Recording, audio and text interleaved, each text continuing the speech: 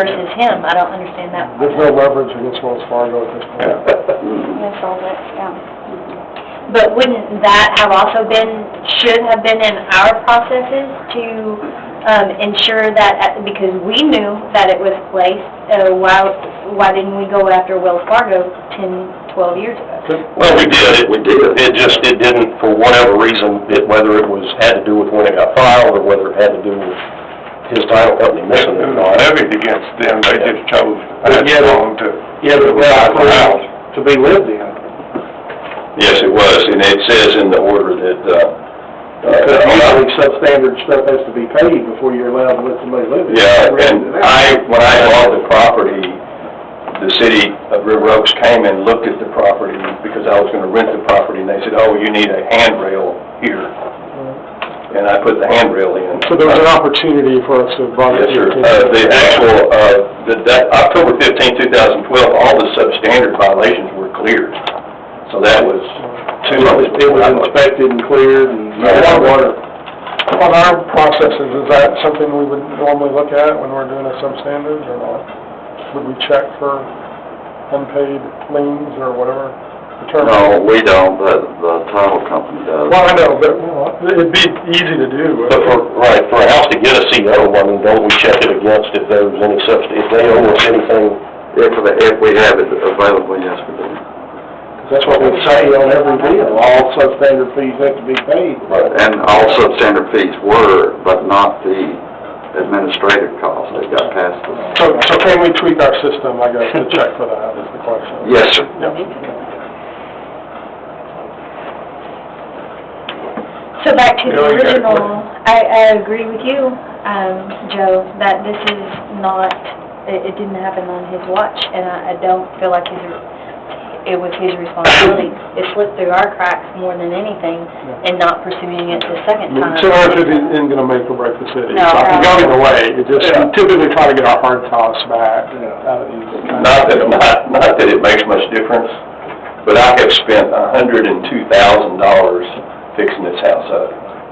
But you'll probably sell it for, I mean, I'm gonna make, when I put all my costs in it, I'll make $20,000 at $235,000.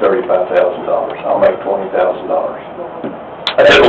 Sorry, I didn't mean to interrupt you. That's it. But gentlemen, you had a... I just wanted to say, If you'll give us your name and your address. Philip Waters, 259 Palmetto, Fort Worth. Thank you. But I have sold some foreclosures in the city of River Oaks, and the city council had to come before you all because y'all were getting ready to bulldoze the house down. And, you know, you required that we do A, B, C, and D, and to make it a livable house. And this gentleman has put a lot of energy and effort, as this Councilman Chasman said. So he's done a great favor to this city and to the community. And gee, I hate to see him even up here with this kind of problem, but I understand it. Thank you.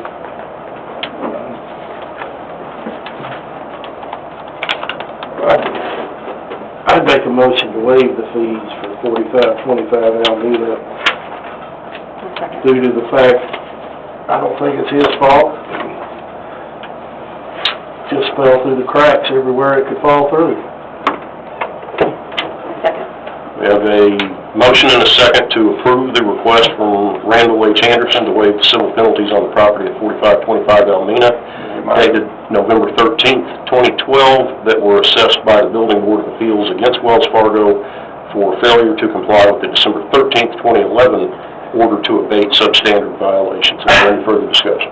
If we can amend that to have staff look at that, so when they do the CO, if that information is available, we can bring it to the new people's attention at that time. We'll put it on the checklist. We have substandard, but we don't have that. We will now. All in favor say aye. Aye. No opposed, motion carries. Thank you very much. Sure. And I will say this, for 70 years I have sung the praises of River Oaks, the city within a city. Everybody knew everybody in this city. But you moved away from it. I joined the United States Marine Corps and served overseas, so, and my wife, who is also PA, and Tippy Foster, resident of River Oaks. She got a job in Wichita Falls, so that's how it all ended up. But I love her.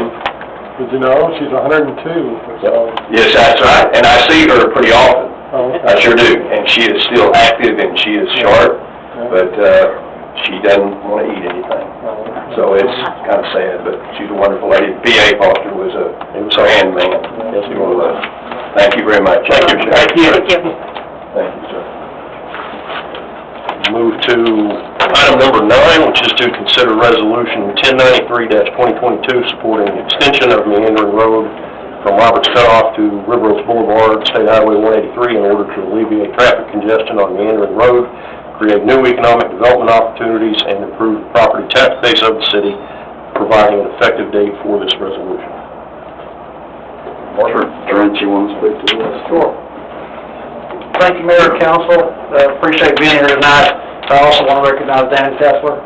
Dan has been a partner in working with us since 2018, actually, on this project. If you all recall, back in 2018, we started looking at the comprehensive master plan of the city to see what we could do, looking at new economic development opportunities.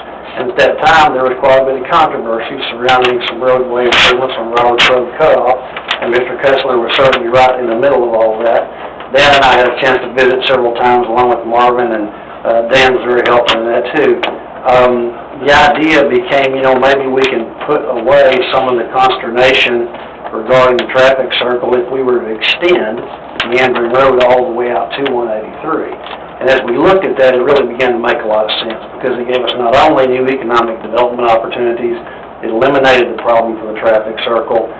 Dan got behind it with COG, which is huge, because that means we're going to get the state supporting this. And frankly, what it means to River Oaks is this is an opportunity to create a partnership for economic development that will not cost River Oaks a ton of money. It's going to happen on property that hopefully the state will help us purchase. The right-of-way, we can help the state can help us with that, as well as the engineering costs along with this. And at that time, if you'll remember, we went ahead and put our reinvestment zone in place, and that covered this entire area, anticipating that at some point in time, we would be able to get state support for this. So, tonight, we just need to, it's been a little time, obviously it's elapsed since now, but had a chance to visit with the mayor about this project a couple of weeks ago, and we'd just like the council to reaffirm the support for this extension of this resolution. You can see it up on the map, and also passed out a map that you have in front of you, but nothing has changed. It's exactly the same one that we looked at way back in 2019. So that's our hope, is that the council would support this resolution so that we could turn Dan and the state loose on this, hopefully, when 193, does get engineering funding support. It will include this intersection, which again saves some money for the city. So, Dan, do you have anything you want to say? You ain't wearing a suit. Ain't wearing a suit. I have three reasons. I'm either doing a staycation in River Oaks, that's my first choice. The second is, I thought I better not wear a suit out here until you see the groundbreaking on Meandering, so I'm incognito. But the real reason is I actually just got out of the barn feeding horses, so I didn't have time to change. So, okay, yeah, thank you, Trent. Really exciting that we're back to this point. Our whole lives and world got put on hold for 24 months, right? And so now we're back at it. Anything you're undershooting it there. Yes, that's all in. So let's just for a second mention where we're at on Meandering. It's not the subject, but you're wondering. Talked to Jill, our engineering consultant, Fort Worth staff, when we're talking weekly. We are somewhere between days and a few weeks. I hope by the time I got to this podium again, we would have our record of decision on the Meandering Road project. That's the key document we need signed by TxDOT in order for us to start ahead with the project and begin acquiring right-of-way. I do think we're within several weeks. Jill and I talked yesterday and today. We're working through some final steps with that with TxDOT. As soon as we have that record of decision, I will ask for the opportunity to get in front of you, because I want to be able to show you the final design and make sure you all understand where we're headed and lay out a schedule for right-of-way acquisition. So I think we're very close. I don't see any major roadblocks, so I think we're good. But we're anxious to get back to you and show you final documents, and then we're good to go. Okay,